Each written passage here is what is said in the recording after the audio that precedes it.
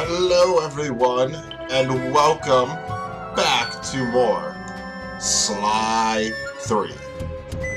We still have a, this is some post-commentary. We still have a couple of challenges that need to be done. I believe it's 2 challenges? Yeah, so Carmelita must defeat 15 guards before defeating Mugshot. The reason why this is post-commentary is I recorded this I recorded this entire series back in September. Like, I was laid off from my job.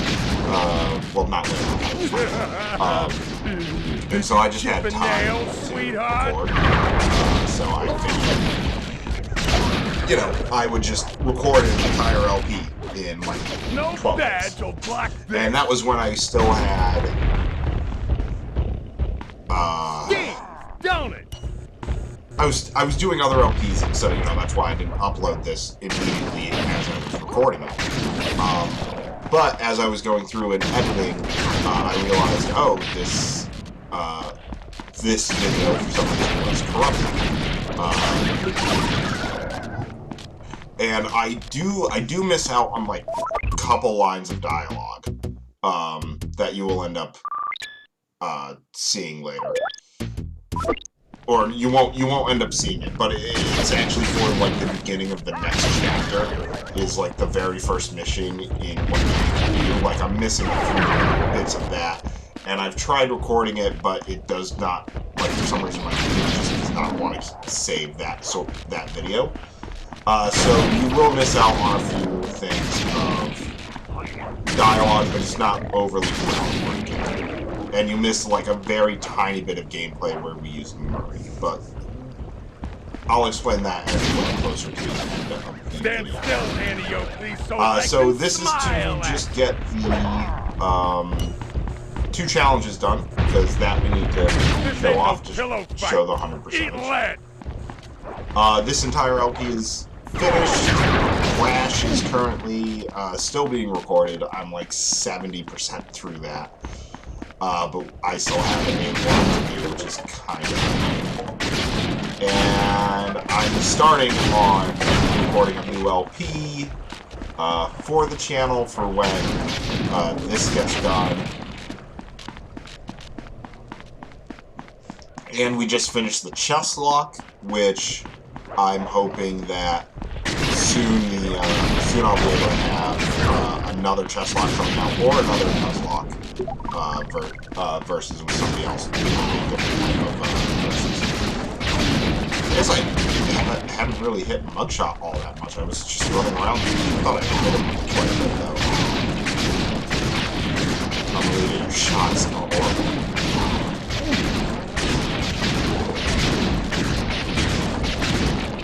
Yeah, so I mean, it's basically just, you know, run around and shoot, and that's it. So...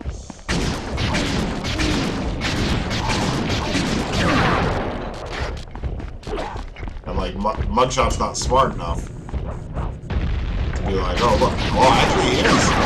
Nobody saw that I jumped down. So, I mean, that's pretty fun. Yeah, so I've already finished the game. I've already collected all the trophies. I even do what is on the Sly HD collection. There's something that's called the Sly minigames. That after you end up playing through all 3 games, you get all 400 games unlocked. I think you get 1 per game. One of them I'm not entirely sure how to get, but I do end up recording that as well, which is literally just a video. So, but it's extra content, and it got me like 8 more trophies, which I'm always excited. As I'm recording this post-commentary, I have a PS5 now. I did a Demon Souls live stream for about 4 hours when I worked out and died. That was yesterday, because I'm going to upload this immediately. And I've been casually just playing through, not for recording or anything, but playing through the demo of... Astro's Playroom, which is that game that's automatically on every PS5. it's so fun. So as you can see, the challenge is complete already, in which I completed it in 1:31, but I decided that, so this is after I've beaten the game, so I have all the power-ups and all of that.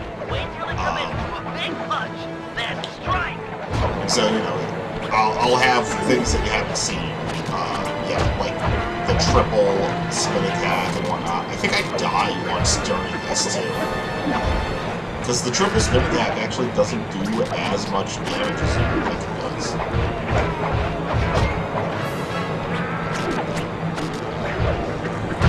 But it does not seem to do a good chunk of damage. Yeah, see, it's these stupid pig guys. I hate these pig guys so much. Especially when they don't go off the edge. And then you get 3 of them at once.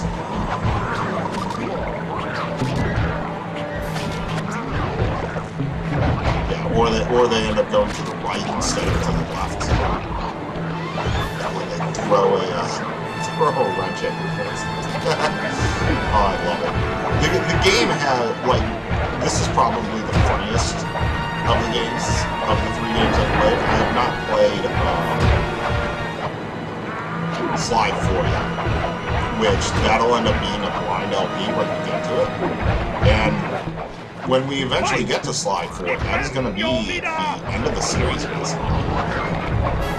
Because I don't think they've even announced, like, oh yeah, they're going to do a Slide 5, then I know we died, and we fall out of the world.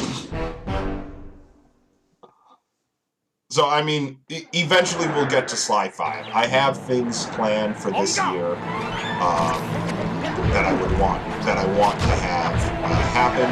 I released a just kind of like teaser sort of video for coming in 2021, where I show off 3 games that I'm going to end up doing. And so you can go watch that to see if any of those games interest you. And, you know, it's not going to be just those 3. I'm going to have other things happen. Because if it's only those 3, in terms of, like, what gets released for personal LPs, I'm doing something wrong. The mechanic keeps throwing the wrenches at me. Stupid. Pigs are the most annoying part of the game during this boss fight. And I mean, you know, we're making great time. We already have them halfway down. Dodging that attack is pretty easy. You just have to jump. That uppercut, though, did a lot of damage. And thankfully, I was in invincibility frames for when I landed off the boat.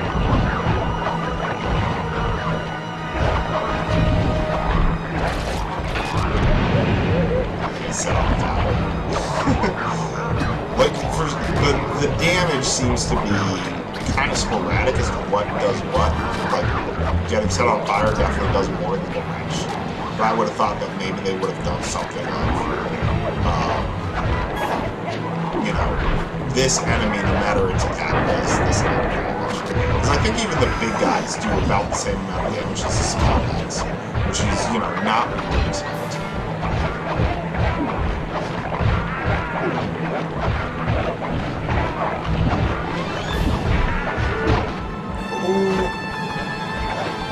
I almost walked off there. But there we go. We ended up doing it. 2 minutes and 1 second. So what's going to happen now is we're going to go into the cutscene for the next chapter. In which then, after that cutscene, there's a bit of dialogue and a portion where you have to use Murray's bouncing technique to get up onto a ledge. And that's all that is going to be missing, because I can't seem to get a video recorded of it. And, yeah, so enjoy this, and I will see you guys later. After a careful analysis of Dr. M's fortress, Bentley came to the difficult conclusion that his demolition skills just weren't going to be enough.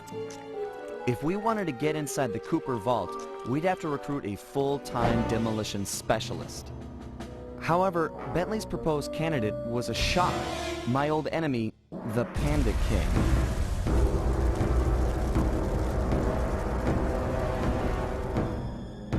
As a member of the original Fiendish Five, he had a part in taking out my dad and stealing pages from the Thievius Raccoonus.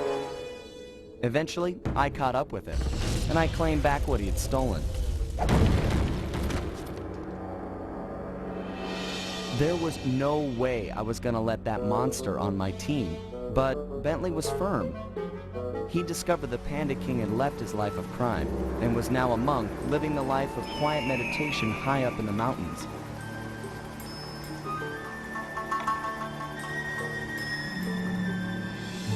I wasn't at all convinced, but there was no denying that he had the skills we needed if we were to succeed. So the gang packed up, put on our disguises, and headed east to China.